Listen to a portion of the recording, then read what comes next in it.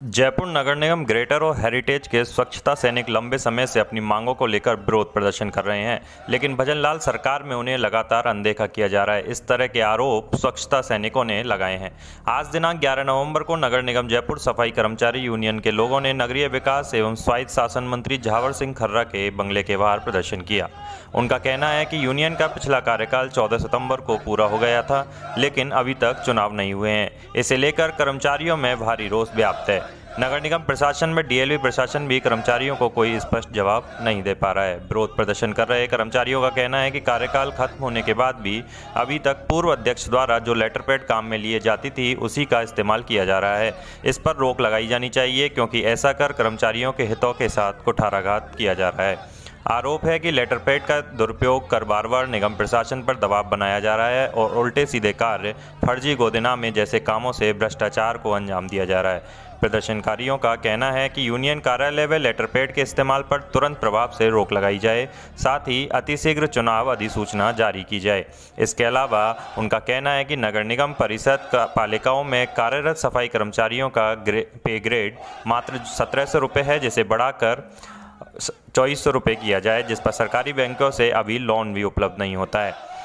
वहीं दूसरी तरफ बेरोजगार साथियों की मांग है कि प्रदेश के समस्त स्वच्छता सैनिक एवं सफाई कर्मचारी भर्ती में स्वायत्त शासन विभाग द्वारा अनुभव प्रमाण पत्र में सक्षम अधिकारी की बाध्यता को खत्म किया जाए और पूर्व की भांति संवेदकों, हॉस्पिटल्स, होटल्स, कॉम्प्लेक्स, सरकारी एवं अर्ध सरकारी विभागों के द्वारा जारी अनुभव प्रमाण पत्र को ही वापस लागू किया जाए। साथ ही बेरोजगारों के निरस्त किए गए 9 लाख आवेदनों को फिर से बहाल कर भर्ती प्रक्रिया में शामिल करने की मांग की जा रही है।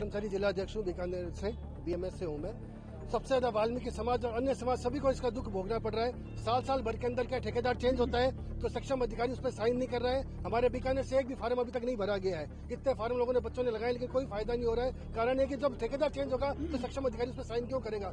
और पहले के मुकाबले में कभी भी पीएफ या जीपीएफ नहीं करता था तो उसका कोई प्रूफ नहीं किसी बच्चों के पास में। तो सभी समाज के लोगों को नौकरी मिलनी चाहिए। सर्व समाज ने फार्म भरे, 9 लाख फार्म भरे गए, जिसको रिजेक्ट कर दिया गया। दोबारा फार्म भरने की किसी की हिम्मत नहीं है, क्योंकि सक्षम अधिकारी के साइन ही नहीं हो पाते।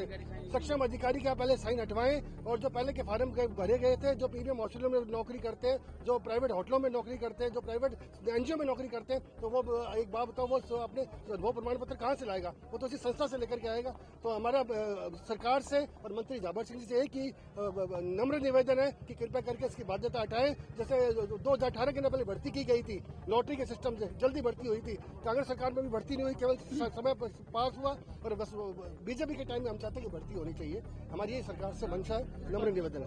रोक लगी है, इसका कोई खास रीजन? इसका कोई खास रीजन है, कुछ लोग हैं जो दलाल बने हुए सरकारी नौकरी के चक्कर के अंदर। एक यूनियन अध्यक्ष है जो बार बार आए दिन दबाव बनाता है, जिसके खुद के भी शैक्षणिक दस्तावेज फर्जी है। मैंने आपको भी बोली फर्जी सैकड़ों अनुकंपा नियुक्ति दी है और इस भर्ती में भी भ्रष्टाचार चाहते हैं। कई लोगों ने वाल्मीकि समाज के उनके वजह से परेशान है, पीड़ित है। कईयों ने तो विषाक्त भोजन पदार्थ तक खा लिया था, अभी पिछले दिनों अपनी जान तक की वो कर ली थी। तो बहुत ज्यादा उससे परेशान है। तो सरकार से हमारा निवेदन है कि उनकी जांच की जाए और यूनियन के दबाव में नहीं आए, पारदर्शिता से साफ सुथरे तरीके से भर्ती की जाए, जिससे सभी पूरे संपूर्ण राजस्थान के बेरोजगारों को लाभ मिले और सरकार की छवि पे प्रश्न चिन्ह नहीं उठे। जो मुख्यमंत्री जी की है कि जीरो टॉलरेंस पे काम हो, भ्रष्टाचार नहीं हो, वो योजना आम पब्लिक तक पहुंचे और आम पब्लिक के साथ भ्रष्टाचार नहीं हो। ये राजस्थान सरकार द्वारा 24,100 कुछ पदों पर सफाई कर्मचारी भर्ती निकाली गई थी। उस भर्ती में पूर्व सरकार द्वारा भी एक सक्षम अधिकारी की बाध्यता लगा दी गई थी। उस सक्षम अधिकारी की बाध्यता को हमने पूर्व में जो मंत्री थे शांति धारीवाल जी आवास, उनके घेराव करके ये सक्षम अधिकारी की बाध्यता हटवाई थी। उसके बाद में करीब 9.5-10 लाख बेरोजगार लोगों ने, सर्व समाज के लोगों ने फॉर्म भरे थे।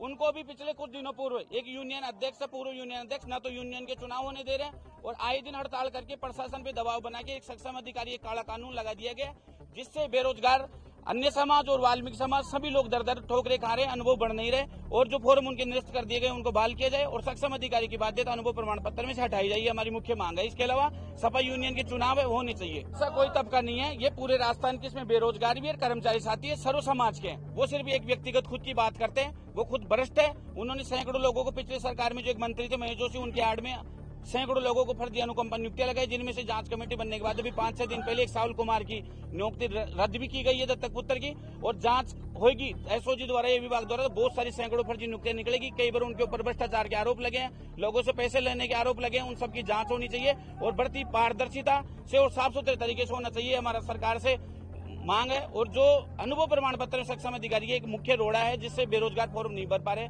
जैसे कोई प्राइवेट हॉस्पिटलों में काम करे, होटलों में कर रहे हैं, रोडों पे कर रही हैं, पीएचक्यू अन्य सभी डिपार्टमेंटों में काम कर रहे हैं, उनके अनुभव नहीं पड़ रहे, सिर्फ नगर निकाय का लागू कर दिया, कैसे पॉसिबल है? ये सर वाल्मीकि समाज के लोग भी हमारे साथ हैं और वाल्मीकि समाज भी दर दर की ठोकरें खा रहा है, अनुभव के लिए परेशानी। सिर्फ व्यक्तिगत एक आदमी का फैसला है जिसने पूरे समाज और सभी बेरोजगारों को दुखी कर रखा है।